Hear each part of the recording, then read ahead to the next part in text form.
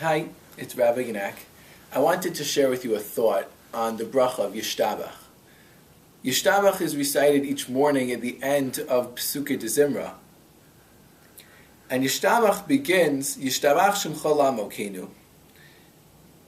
You and your name, our God, our King, should be blessed, should be praised.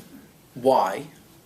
Ki lecha ne'eh Hashem Elokeinu v'Elokei v'seinu shir u'shvacha halel v'zimra. Because for you it is fitting to sing praises, to sing songs, to discuss Ozu Memshala Netzach Gedula Gvura, and to declare your strength, your majesty, your greatness, your power.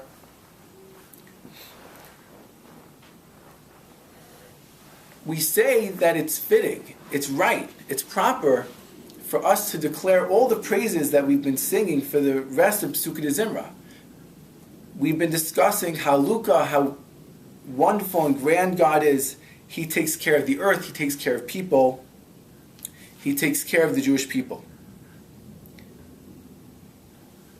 But Yishtabach actually is not a stand-alone bracha. It doesn't exist just as a cap on Pesukei de Zimra. It's actually part of a pair. It's part of a pair. It matches together with Baruch She'amar, which we recited before Pesukei de Zimra. And in fact, if you look in Baruch She'amar, you'll see that many of the same elements are mentioned. We say in Baruch She'amar, Baruch atah Hashem Elokeinu melech haolam, blessed are you, God,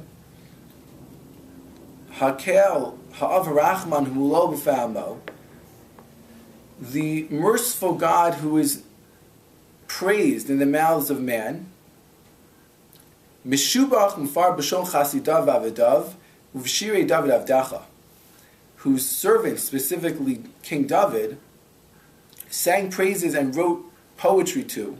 Now, Lach Hashem Elokeinu b'shvachos v'zmiros, we will praise you with song and with praises, Nigadelcha Shebecha, and we will declare your grandeur, V'namlichacha, will declare your kingship, Malkeinu Elokeinu, our God, our King. Yachid Chei Holamim, the one and only who sustains the world, Melech Meshubach Mfar Hadei Ad Shemo Gadol, who is continually praised to great measure. And many of these match with the praises which we mentioned in Yishtabach. Shir Shvacha, Ozu Memshala, Malchus. Each of these elements appears both in Yishtabach and in Baruch She'amar. Because these are bookends to Pesukei de Zimra. They describe what Pesukei de Zimra is. But in fact, when you look at the description of Baruch She'amar and this description of Yishtabach, they're presented differently. In Baruch She'amar we say, this is what we're going to do. We're going to praise you. We're going to say how you are the King, how you sustain us. We're going to thank you for that. But Yishtabach is reflective. Yishtabach is ki lecha na'eh. We praise you because it's fitting to praise you. Why is it that we declare and we discuss how fitting it is to praise Hashem after Pesukei de Zimra in Yishtabach, but in Baruch She'amar, we don't say we're going to praise you because it's fitting. Only in Yishtabach we say we did praise you because it's fitting. Why is there that distinction?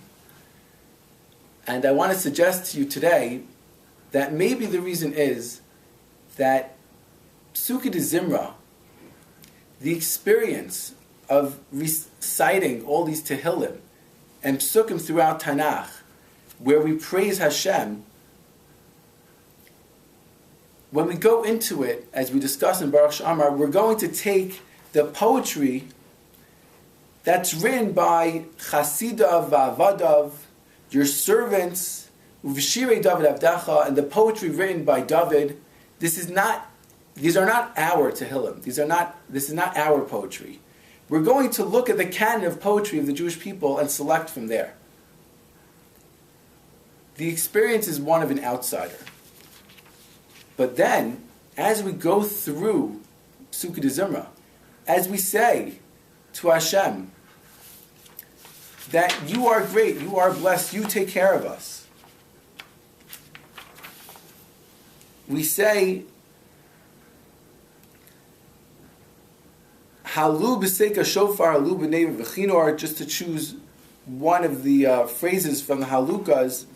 We think you should be praised with the blowing of the horn, with musical instruments. Why?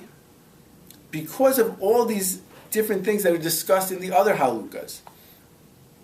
That you take care of us, you redeem us from trouble, you've taken care of the Jewish people throughout history. And while reciting this poetry, it starts to resonate with us.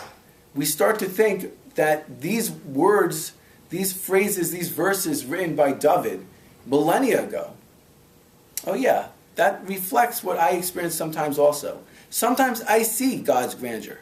Sometimes I feel God's hand of mercy. And that experience, as we go through it, is a process.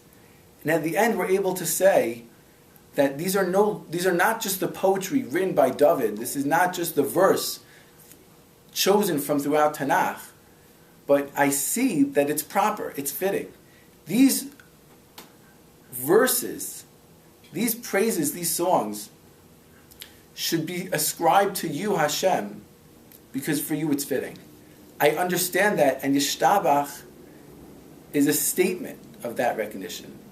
These praises that we chose from the outside are now internalized, and I see that they are fitting. I offer this thought as an invitation to look at the verses of Psukkah de Zimra and say to yourself, where is it that I see God's hand? Where is it that I see God's grandeur? And where is it that I see God's mercy?